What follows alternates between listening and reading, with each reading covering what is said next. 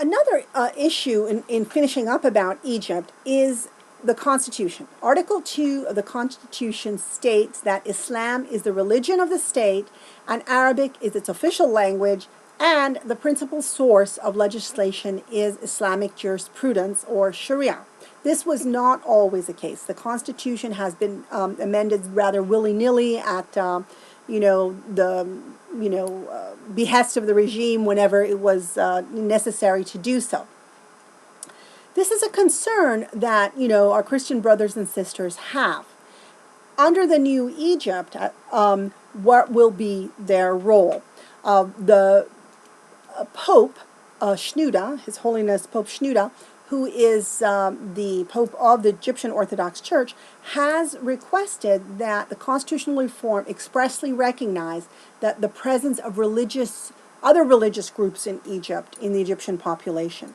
And that oftentimes they can use a reference of the people of the book, of Abrahamic religions, as that is understood.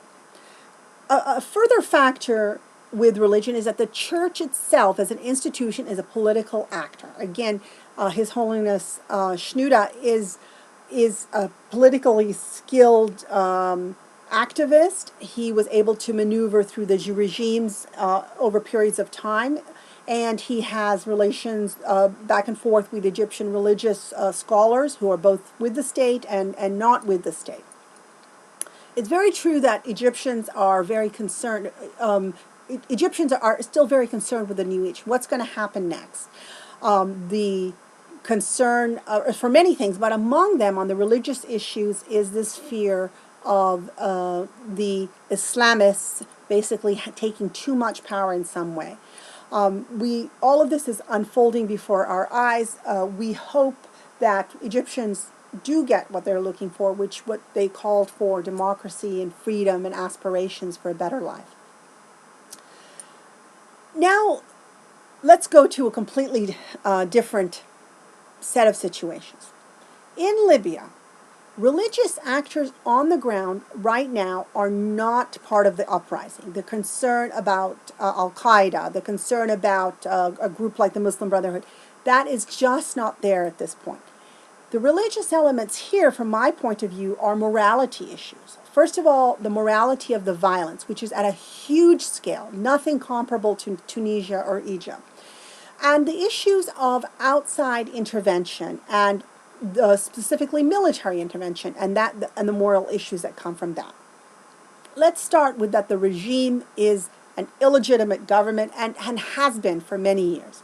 The ruler of the regime, Colonel Muammar Gaddafi, is actually seen as a madman by many people in the world and has long been seen that way. A fascist who has basically has no respect for humanity and would wipe out anybody in opposition to him, his own people, flatten Benghazi perhaps even. Because of that, there is an important religious actor, and that is Sheikh Yusuf Karadawi. Sheikh Karadawi is an Egyptian scholar with a great deal of prominence and influence who has been exiled for Egypt and lived most of his life in the Gulf country of Qatar. Sheikh Karadawi came out with an edict, a fatwa, a religious edict, saying that in this case, for the sake of civilian life, that it would be morally okay for someone to assassinate Muammar Gaddafi. This is a very interesting set of circumstances here. Here, religious actors are piping in and trying to influence the situation in their own way. Not much has really come of this because the intervention has taken over. So what has happened is the implementation of a no-fly zone from a UN resolution. It's obviously not that nothing is happening in the sky. It's that great military power, the issues of morality are citizen lives, the further intervention, again, of outside powers again and again outside the Arab countries. So if these are dignity movements, outside intervention are seen as, humiliation. However, the dilemma of the Libyan oppositionists, they've been called protesters, they're now known as rebels. Their dilemma is, do we ask for a continued civil war. Is that's what's going to happen at what price? The blood path. One particular analyst wrote, well, does Western intervention in Libya come at a price? Yes, yes.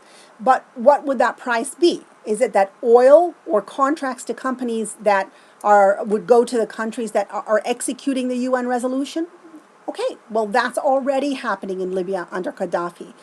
Does intervention in Libya mean that a future Libyan government would need to be pro-Western? Well, no matter what Gaddafi's saying, that's already the case. They really feel that they have nothing to lose with this intervention.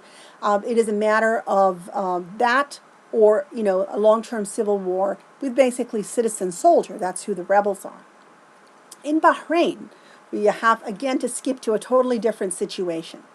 Bahrain is a Gulf country. Here it is an autocracy. The majority of citizens are indigenous Arab Shia. They are not Iranian, Persian Shia. They are actually Arab Shia, that sect. And it's important to note that Saudi Arabia also has an Arab Shia population. Saudi Arabia sees itself as a Sunni state, but it has that. There's a history of Bahrain. It's very complex. It was originally part of Saudi Arabia. However, the ruling monarch is a Sunni, and the minority of citizens who enjoy the greater citizenship status are Sunni. What we have seen are, again, citizen uprising. The protesters are mostly Shia, but there are others joining them, Sunnis. They are, again, demanding rights and dignities like others, but they are not calling for, right now, a change of state. They're not calling for removal of the ruling system. They're not asking for a change of the monarchy. Unfortunately, there's a great deal of violence that has happened here, and the regime has been very repressive. They have called in military from other Gulf countries, and it's being framed here as sectarian tension and not a people's uprising. I think it is, for me, another dignity movement. The fact that it's been seen as a sectarian tension gives it a totally different flavor. Again, in this instance, Sheikh Yusuf Karadawi, who is a prominent Sunni scholar, has weighed in recently in his sermon, saying that the other revolutions were common denominators, had oppressed and oppressor, but in Bahrain, this is a sectarian one. These are Shiites against Sunnis. He said that he's not against the Shiites, but he is against the zealots, and he's against the divisiveness and the empowering of one faction against another via the foreign forces. And here they mean Iran.